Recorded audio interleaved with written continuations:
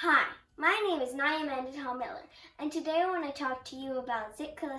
Gertrude Sirens Bottom was her English name, but when she grew up, she changed her name to Zitkala, which means redbird in the Lakota language. She was a writer, teacher, musician, and a powerful advocate for Native American citizenship. So listen up! Zitkala was born in the late 1800s, at a time where the U.S. government forced Native Americans to be more like white Americans. It's hard to imagine what it would be like if I was a Native American and white Americans marched into my house and said I couldn't live there anymore.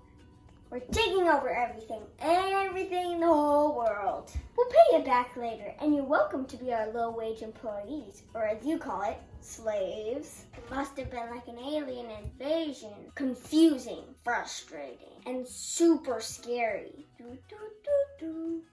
As a little girl on the Yankton Indian Reservation in North Dakota, Zitkala was happy. She thought, woohoo! I'm as free as a bird. I can be as wild as free as I want.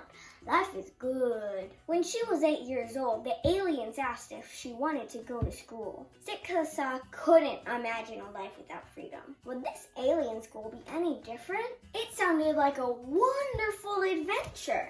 Also, the aliens gave her candy. Sign me up! But Zitkala had to take a long train to the new school in Indiana. And when she arrived, her life was not good. The aliens took away her clothes and gave her new, uncomfortable alien clothes. They tied Zitkala to a chair and cut her long braids. When she spoke Lakota, the aliens punished her. All of the students sat in an alien classroom looking exactly the same, saying nothing. Zitkala felt that the teachers treated students more like animals than people. Sit! Stay! After a few years, she got to return to the reservation and visit her family. She was excited, but when she arrived home, everything looked so unfamiliar. She didn't know where she belonged. She thought that her friends and family at the reservation thought she was full-on alien, and her teachers thought she was full-on native. She didn't fit anywhere. She felt completely alone. But there was one thing from both worlds that lifted her. Music. Music was like a language that everyone could understand and appreciate. Zitkala had always loved the songs and the dances she learned from her mother in the Yankton Reservation. The alien music followed a different rhythm, a different tone, but it was just as beautiful. She learned to play the alien music with the piano and the violin. As soon as she began, the aliens knew Zitkala was a great student. She was bright, eager, hardworking, and an extremely gifted musician. But sometimes she still thought, these aliens think of me as a well-trained animal. The alien said, good girl, and gave her treats.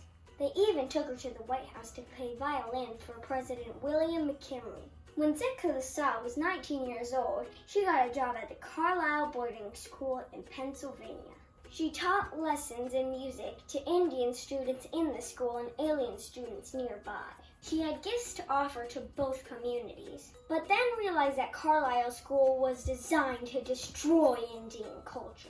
The principal of the school said, kill the Indians to save the man. So Zitkala quit. She thought, this is not my style. I don't want to kill anyone. She posted several exposés in Atlantic Monthly about her traumatic experience at Indian boarding schools. The alien said, what? Why? After everything we did for you. We gave you a sweet haircut, fancy clothes, and top-notch education. Now you're criticizing us? You're so ungrateful. No treats for you. In 1902, Zitkala married Raymond Banham, another young man from her tribe who attended boarding school. They were both brave, smart, and clever. It was a love connection. Boom, boom, boom, boom. Together, they lived at the Ute Nation for 14 years with their son. First, they worked as teachers at schools that children could attend close to their families. Later, they worked at the reservation at the Bureau of Indian Affairs. During that time, Zitkala continued to share her stories, other documents, papers, and music.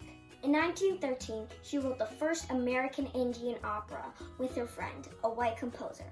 It was called the Sundance Opera and was inspired by a sacred ceremony of spiritual healing, which at the time was outlawed by the U.S. government. Radical, scandalous, Zitkala the outlaw. But these ceremonies were important to Zitkala. We introduced this to aliens via Grand Opera. I know they will listen. And she was right. It was a hit. Aliens love opera.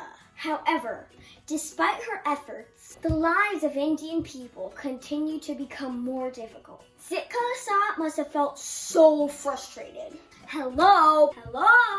President Woodrow Wilson, you took our country and haven't paid your bills. Are you and your buddies not hearing me?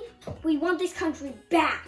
Can you help me? Aliens, you don't own this country. We were here first. Maybe I should just come by and visit. Come on! In 1916, Zitkala and her family packed up and planted themselves in Washington, D.C. Can you see me now? How about now? Or now? Or maybe even now? How about now? Zitkala served as the secretary of the Society of American Indians, the first civil rights organization organized by and for Indians. She edited its journals and worked as a lobbyist in Congress. She gave public speeches and wrote editorials. And after 8 years, she met her primary goal, the passing of the Indian Citizenship Act in 1924. Which finally granted American Indians the right to vote. Voting, no biggie. I'm kidding. It's a biggie. Indians wanted to make some changes in the US of A. Now you need to share. Zitkala died in 1958, 3 months before the New York premiere of the Sundance Opera. Because her husband served in the military in World War I, both Benhams were buried in the Arlington Cemetery, a tombstone at an all-American cemetery, with their names next to a teepee. On March 15th, 2021, Deb Haaland was confirmed as the first Native American to serve as United States Cabinet Secretary. As Secretary of the Interior, she is responsible for management and conservation of federal land, the environment, and natural resources. She is also responsible for the Bureau of Indian Affairs. She has a big job. Secretary Haaland's grandparents both went to boarding school, just like Zitkala. 3 generations later, she and many Native Americans are proud to vote as Americans and proud to be serving as leaders of the U.S. government. But Secretary Haaland also knows that boarding schools and other efforts to eliminate Indians continue to carry painful memories. Zitkala and so many others have trained Secretary Haaland well. 3 months after taking over her new position, she is starting an investigation of boarding schools and meaningful tribal consultations to seek justice. As Secretary Haaland says, the first step to justice is acknowledging painful truths, gaining a full understanding of their impacts, so we can unravel the threads of trauma and injustice that linger. We have a long road of healing ahead of us. But together with tribal nations, I am sure that we can work together for a future that we will all be proud to embrace. Well done, Secretary Haaland. Applause, applause, applause. If you need me to translate any of this into opera, let me know. I speak fluent opera.